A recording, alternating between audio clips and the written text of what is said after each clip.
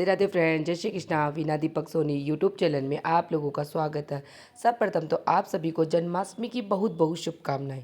जन्माष्टमी के दिन भगवान कृष्ण को 56 भोग अर्पित करने की परंपरा है, लेकिन यदि आप 56 भोग नहीं बना पा रहे तो आप 7 विशेष भोग को अर्पित करके ये 7 भोग भगवान कृष्ण को अत्यधिक प्रिय है और इन्हें 56 भोग के बराबर हमें फल में प्राप्त होता है। तो वह 7 भोग कौन से हैं जिन्हें हम अगर कान्हा जी लड्डू गोपाल भगवान को अर्पित कर देते हैं तो हमें 56 भोग के बराबर का फल प्राप्त होता है। तो मैं आज आपको वीडियो में वह 7 भोग बताऊंगी जिनको हम लड्डू गोपाल जी कान्हा जी को अर्पित करते हैं तो हमें 56 भोग के बराबर आशीर्वाद प्राप्त होता है।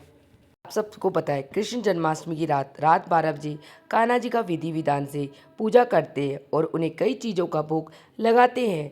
जन्माष्टमी पर 56 भोग लगाने की परंपरा काफ़ी लोकप्रिय है। विशेष तौर पर कृष्ण जी के मंदिरों में लड्डू गोपाल जी को 56 भोग जरूर लगाया जाता है, लेकिन घर पर हर किसी के लिए भोग में इतनी चीज़ों का बना पाना संभव नहीं हो पाता। ऐसे में हम आपको बताएंगी कृष्ण जी के सबसे पसंदीदा भोग के बारे में, जिसे भगवान तुरंत ही खुश हो जाते हैं। अगर हम 56 भोग नहीं लगा पाते तो यह 7 भोग हमें भगवान लड्डू गोपाल जी को अर्पित करने से भगवान लड्डू गोपाल जी अत्यधिक प्रसन्न हो जाते हैं। जन्माष्टमी के दिन कई लोग कान्हा जी को 56 भोग चढ़ाते हैं, लेकिन अगर कोई भोग में इतनी चीज़ें न चढ़ा पाए थे उसे परेशान होने की ज़रूरत नहीं है, क्योंकि यहाँ हम आपको कृष्ण भगवान के ऐसे प्रिय भोग बताने जा रही हूँ जिसे कान्हा जी आपसे तुरंत ही प्रसन्न हो जाएंगे।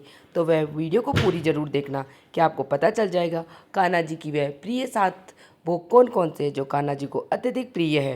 मैं आप लोगों को कान्हा जी के प्रिय 7 भोगों के बारे में बताती हूँ। तो मैंने कान्हा जी की झांकी सजा ली है। जैसे प्रतिदिन आप कान्हा जी को जगाते हैं, पूजा करते हैं, उसी प्रकार पूजा करना।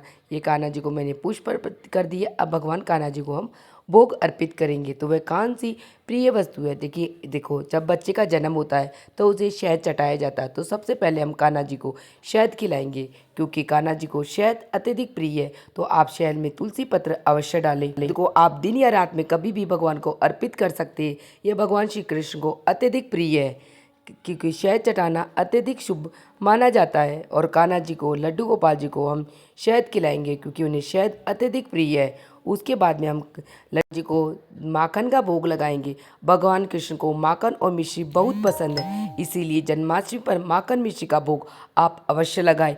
माखन मिश्री के भोग में तुलसी पत्र अवश्य रखना, क्योंकि भगवान का भोग इस तुलसी पत्र के बिना नहीं लेकर रखा जाता। उसके बाद में भगवान को चरना पंचामृत का भोग लगाएंगे। पंचामृत दूध, दही, घी, शहद और शक्कर को मिलाकर पंचामृत बनाया जाता है। यह भी भगवान कृष्ण को बहुत ही प्रिय है। उसके बाद में भगवान को मेवे का पाक बनाकर भगवान कृष्ण को अर्पित करेंगे। तो यहाँ पे मैंने मेवे के पेड़े बना के भगवान को अर्पित किया है। उसके बाद में भगवान को धनिया पंजीरी, धनिया, मेवा, बूरा, सौंठ और अजवाइन मिलाकर धनिया पंजीरी बनाई जाती है। यह भी भगवान कृष्ण को बहुत अधिक प्रिय है। तो आप पंजीरी का भोग अवश्य लगाएं। उसके बाद में मैंने भगवान को ड्राई फ्रूट्स का भोग लगाया। यह भी भगवान को अत्यधिक प्रिय है। उसके बाद में भगवान जी को हम तुलसी पत्र का भोग लगाएंगे।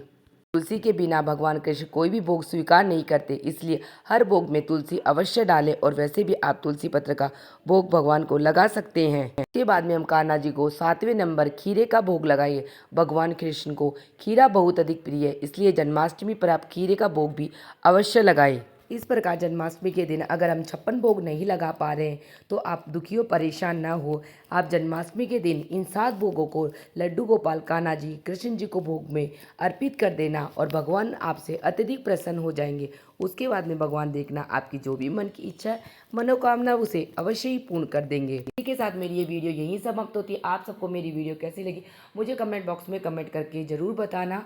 और मेरी वीडियो आप लोगों के लिए थोड़ी भी यूज़फुल है तो वीडियो को लाइक कर लेना और चैनल को सब्सक्राइब कर लेना, जिससे आने वाली वीडियो का नोटिफिकेशन आप लोगों को मिल सके। वीडियो देखने के लिए आप सभी का धन्यवाद। राधे राधे, जय श्री कृष्णा। और मेरे चैनल में जन्माष्टमी की सारी वीडियो अपलोड हो गई है कि किस प्रकार भगवान जी का हम कराए, खीरे से किस प्रकार जन्म करवाए, पर दिन रात में पूजा कैसे करें जन्माष्टमी के दिन, और भगवान का गोपाल जी भगवान की प्राण प्रतिष्ठा से जुड़ी हुई सभी वीडियो मेरे चैनल पे आ गई है। तो मैं डिस्क्रिप्शन में ऐड कर दूंगी, आप वहाँ से जाकर आप वो सभी वीडियो देख सकते हैं। राधे राधे फ्रेंड, जय श्री कृष्णा। मिलते हैं नेक्स्ट वीडियो में। आप सभी लोगों को जन्माष्टमी की बहुत बहुत शुभकामनाएं।